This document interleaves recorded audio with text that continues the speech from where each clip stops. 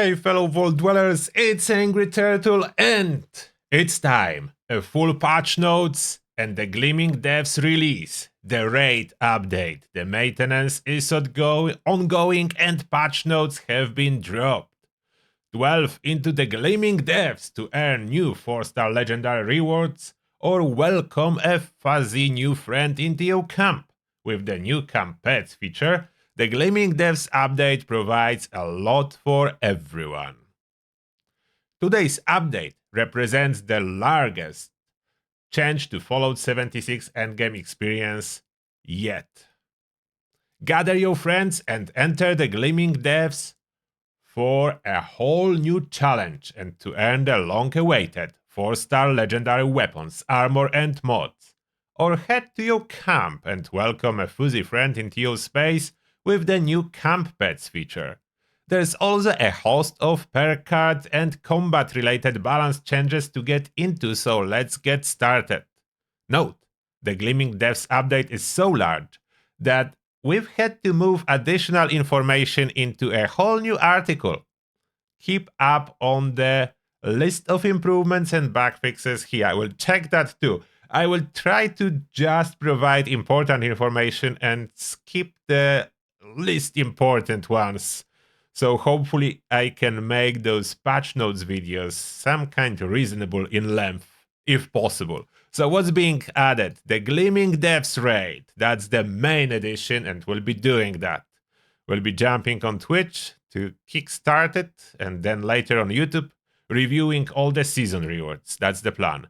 4-star legendary items are being added, so we'll be able to add a 4-star legendary mods to existing 3-star weapons as well as drop brand new 4-star weapons and then scrap them, and you know the drill. Player titles, so basically next to your name it will appear based on the list provided. You will be able to unlock more and more over time. Camp pets, dog and cat are coming. Update size and version, I would say reasonable for amount of changes are being done. 18 gigabytes on Steam, maxing out at 39 gigabytes on Xbox. The Gleaming devs. The Gleaming devs raid is a new endgame activity designed to be faced by a party of 4 highly leveled and geared players. Each encounter will require your party to work together to overcome unique co-op mechanics to overcome the bosses within. These bosses may also punish some types of character builds, and we are sure you will figure out which builds are more advantageous for each fight. I already have my build guide if you need to find the most advantageous build for it. It's there, just check it out. Unlike daily ops and expeditions, which can be cleared solo, if you have the correct build, the Gleaming devs will require you and your squad to take on unique roles during the encounters and communicate with each other. To help facilitate communication, we are also introducing a contextual ping system to allow those who may not feel comfortable with being on voice comms to assist the team. When pointed towards a target, the ping system will mark hostile and friendly targets, points of interest, and containers. You press the button to activate the ping. It's not auto. They didn't specify, but you press the button. When designing this activity, the team laid out 5 core features that will make raids different than other repeatable content. Required teamwork, challenge endgame builds, unique boss fights, no time gating, high value rewards. I like the fact there is no timer. We still will try to do it as fast as possible to maximize rewards, but the fact that there is no particular timer is good. I like that. We've covered the first 3 bullet points in the opening paragraph, so now let's cover the last 2. No time gating.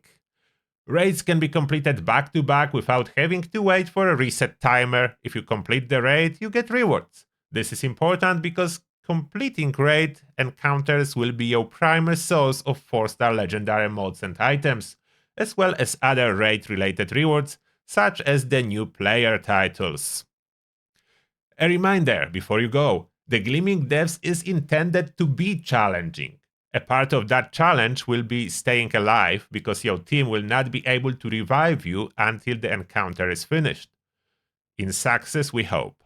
Don't worry though, you can use your downtime to view the fight from your teammate's perspective, which will helpfully allow you to devise a new strategy. Also, make sure you utilize the new raid public team before entering the raid. This will give your team a weapon durability buff that will only work in the Gleaming depths. So don't try to use it to have durability outside of doing the raid. Only works inside. 4-star legendary items. With the release of the Gleaming Depths, we are expanding the current legendary system to take your 3-star items and allow you to turn them into 4-star items, opening a whole new avenue for you to modify your weapons and armor in ways that amplify your playstyle. These 4-star legendary items will be obtainable as drops during the raid, and they also have a chance to drop from the new 4-star legendary creatures that will spawn around Appalachia. To give you an idea of the new mods that await you, here's a 4-star legendary mod from the weapon, power armor, and armors category. So you can see it here. If you are interested in them, I already have a video covering all those mods and how they work, so you can check that video out. And we continue now to camp pets. Say hello to 2 new fuzzy friends who will help bring your camp to life. We are excited to bring camp pets to Fallout 76, starting with a cat and a dog. And yes, you can pet them. You can find your camp pet in the newly updated Dwellers, previously named Allies. So basically changes the name, it's the same thing. Workshop tab and spawn them by placing the corresponding spawning furniture for the cat or dog, a cat bed, and a dog house. Once placed, the animals will follow you around your camp, idly walk, sit in the furniture, and use their own cat scratcher or dig in the doggy bone mound, aka dirt pile. The later furniture items must be placed before they will use them, and currently are found in the miscellaneous workshop tab. What they don't say, you need to first unlock them. Most likely those are the ones in the season pass and the last page. Camp pets will not follow you in the world, they are just that, a camp pet. You cannot have more than one at a time, but you can have one pet and one ally in your camp. They will not, however, be available in your shelter. To interact with your new friend, walk up to them and press the interaction buttons that you see when they are close. Interact for per commands, customize for dress up, and edit name to call them what you would like. Other players will not see your pet's name. And for the dressing them up, that will be specific items. They do not use human outfits, obviously. Through pet commands, you can have them sit, speak, and of course pet them through an emote style window. Dress up your pet by crafting their collars at the armor workbench in the pet clothing section, then use the customize interaction to place them on your friend. As well as being a cute dweller in your camp, they will also bring you an item every so often. This pet treasure system allows your fuzzy friend to show their love for you by bringing you a little treat.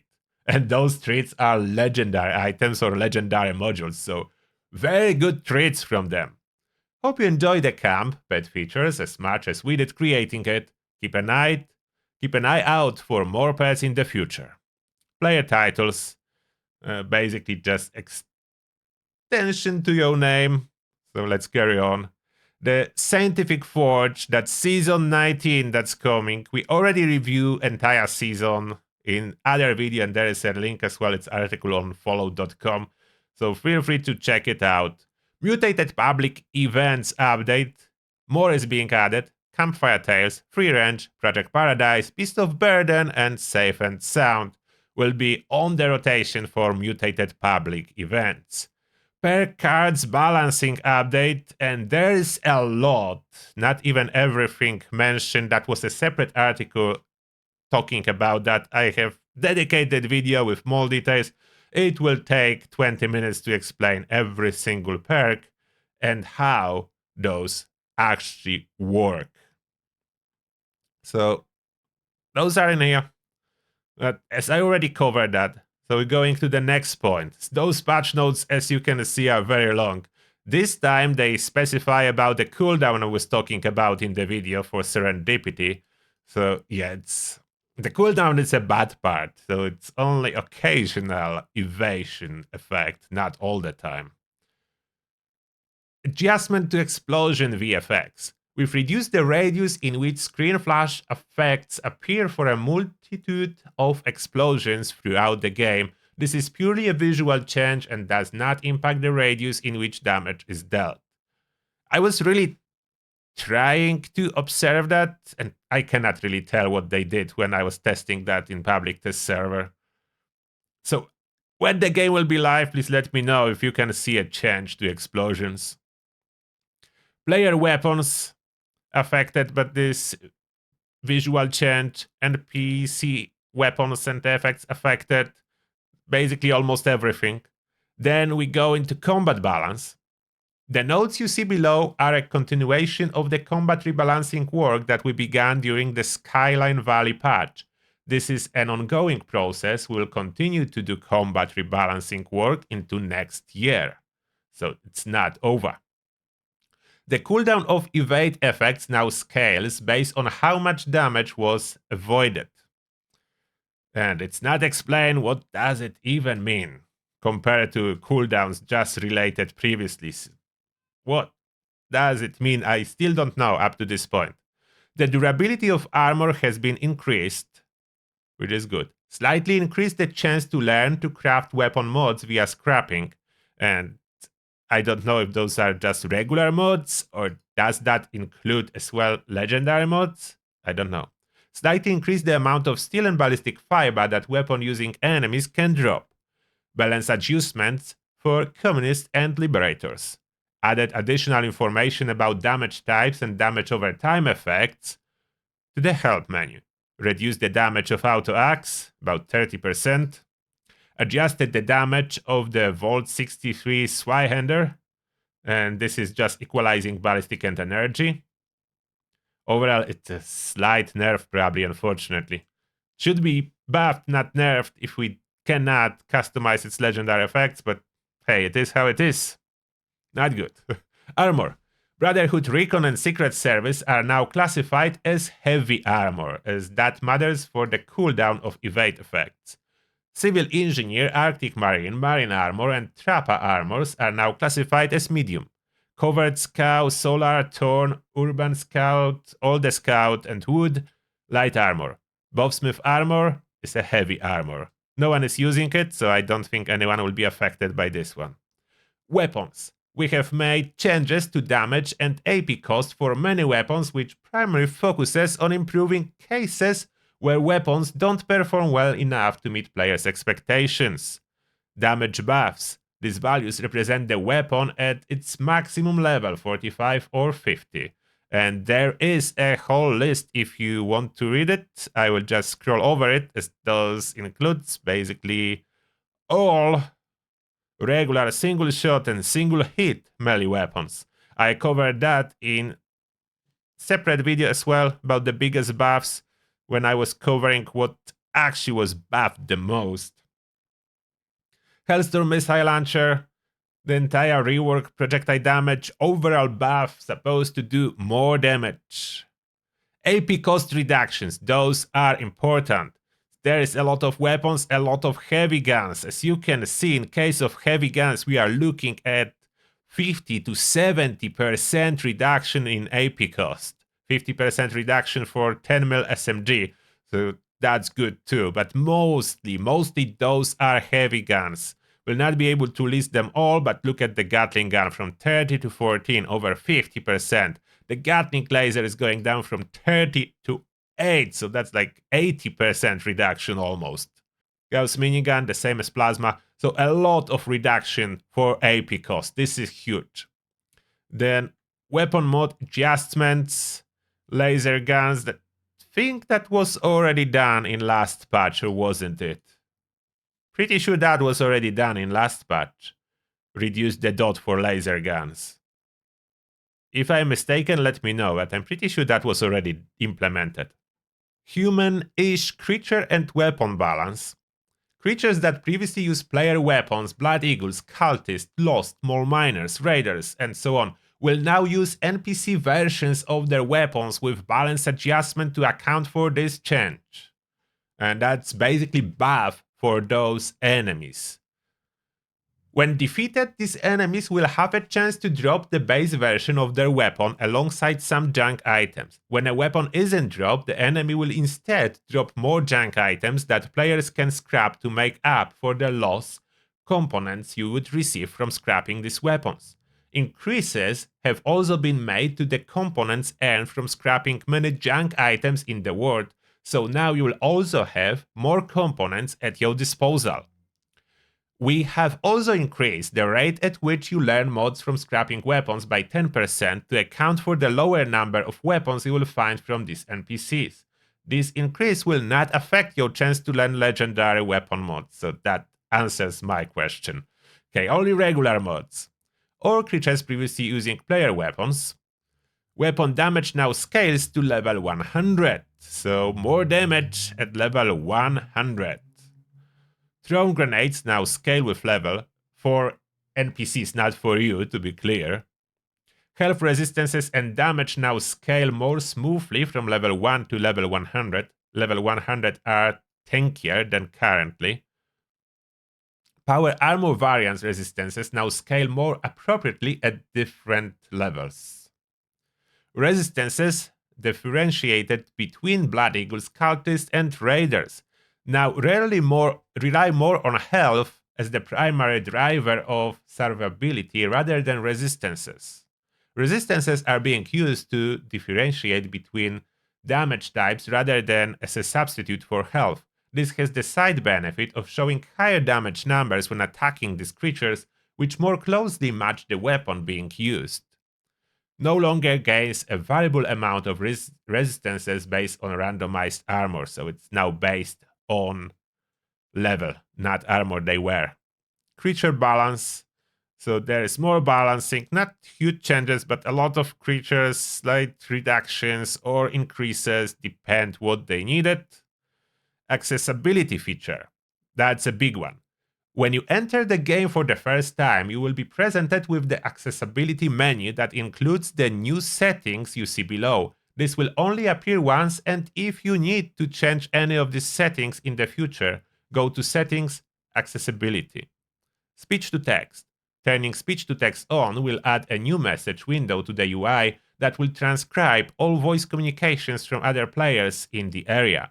Message window fade time changes how long the message window stays on screen after the last message has been received, and message window visibility changes the transparency of the message window. Unfortunately, I think they removed the text to speech. There was an option text to speech, which was basically allowing to use it as a text chat, but that was removed. So I don't know why. So it's only speech to text for now. Only speech to text. I don't know why other part was removed. Now, second part of the notes. Stability improvements were implemented again. So that's in short. Best builds fix multiple issues with those. Caravans, a lot of issues fixed, but introduction says, thank you to everyone who tested the two new vendors, Windy and Collector Merma, during the public test server. We are going to hold on to them for now with the intent to release them in a future update. The vendors need more time to solve some disputes about whether it's responsible to lure cryptids to milepost 0 for the sake of gathering information. So a lot of fixes related to Caravan, but new vendors not coming just yet. Food and aid items, herd mentality serum, updated descriptions. So better indicates that proximity to teammates is irrelevant. That was quite often misleading, as description said when you are close to teammates, just when you have teammates. Bubblehead medicine works like Team Medic now, benefits the Team Medic perk. Fix Spike Venison and Tatus too. No longer get damage buff from slow metabolizer. Perishable items should no longer decay while in vendor's inventory. Oh, wait.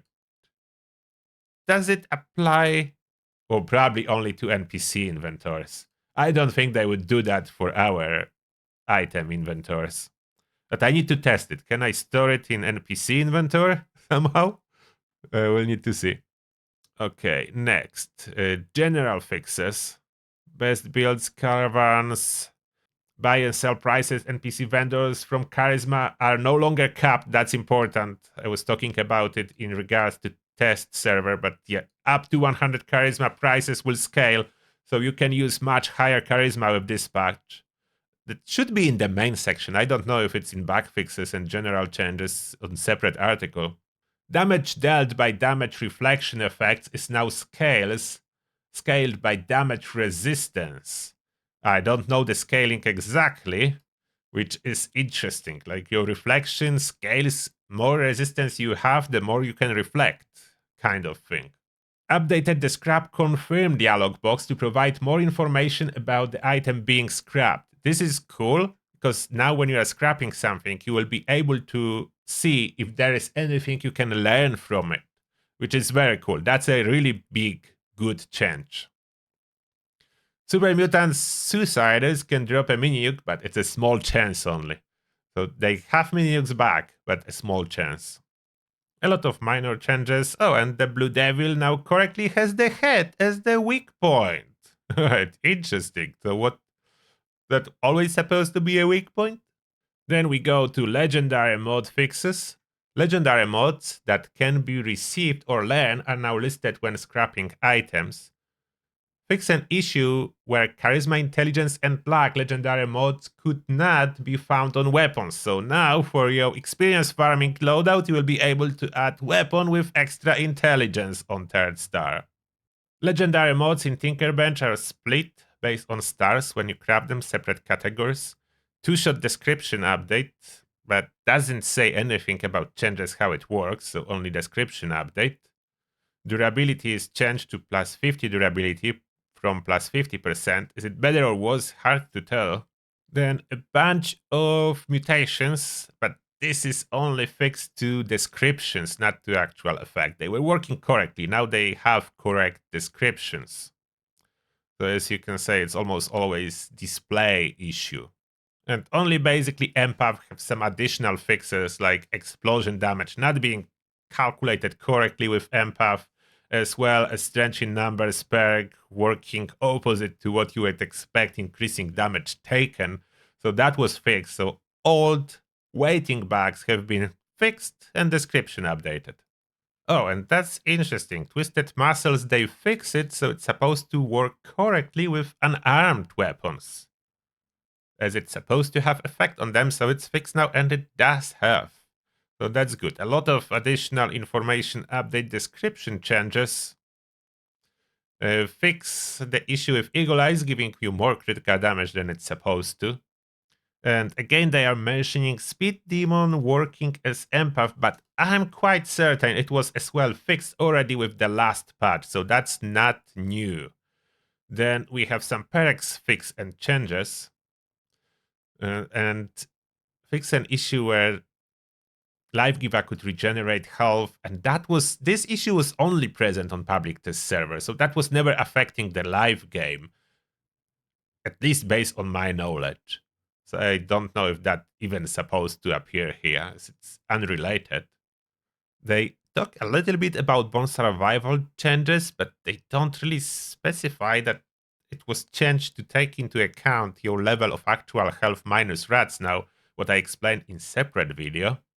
They mention here as well nerf to hack and slash, naming it as a bug fix. It no longer deals damage to your main target, only to targets around it.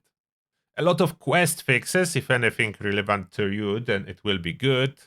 Then season fixes, an issue where names are cut off. Stone O and Cooking Station can now be used again. Bon appetit. Jacko lights now play their right SFX upon distraction. Some UI fixes. One really good. Finally, when you learn something, you will not jump back on top of the list for no reason, so you can learn multiple plans without scrolling forever, which is welcome. And Pip-Boy sorting no longer gets stuck on alphabetical option. That's awesome, because you know how important sorting by weight is, and it was not working for months now, so it's fixed. That one fixed. I'm happy to see that. There's Zappa with quad supposed to work correctly. Gatling Plasma is dealing split damage, so ballistic and energy. Wasn't that already implemented? Maybe not. So now it will be implemented. Split damage instead of just energy damage, as all plasma weapons in Fallout normally do. They change how durability is calculated, what affects shotguns, as they no longer lose durability per pellet hit, but instead per shot as it's supposed to be. Fix issue with NPCs that could one-shot you with laser rifles for no reason sometimes. Okay, fix a bunch of issues about laser carbine. The VATS problem is not mentioned, but what's mentioned and important, it's no longer tradable. The thing that carbine was tradable was causing problems with the quest and conventional weaponry. They tried to fix it, I think. So hopefully you will be able to complete this quest if you were unable previously. But laser carbine no longer tradable. Downside, but necessary, I think, in this case. Then there are weapon and armor mods. Adamantium fix an issue where multiple armor parts with this effect did not stack. That about not the perk, but the mod for armor pieces that reduce the limb damage. Now it's stuck, so maybe it will be worth it to actually mod one of your armor sets with this effect to be immune to limb damage. We'll need to test if that's gonna work correctly. No longer costumes, default outfits. I don't know why, but no longer costumes, no longer count as costumes. Smaller fixes. And big change. The Gatling Plasma is receiving new modifications as well. The splitter will actually work as a splitter, not a flamer. There is separate flamer nozzle. The new plans for Gatling Plasma will be tradable, so there is hope we get them relatively quick, thanks to them being tradable. The important one for me is Stinging Core Receptacle, as that grants armor penetration for Gatling Plasma. Interesting choice for VATS as well. Now you have calibrated capacitor as an option if you are not using Prime. So there are options for that. There is new canteen mod for a backpack. Will you ever use a backpack instead of very good mod? This one just gives you a little bit of water. Maybe if that would be refilling your water and food, then that could be important and good. I don't know. Let me know what you think. This is it. This is it. We finally reached the end of the patch notes. So thank you very much for watching and see you all soon.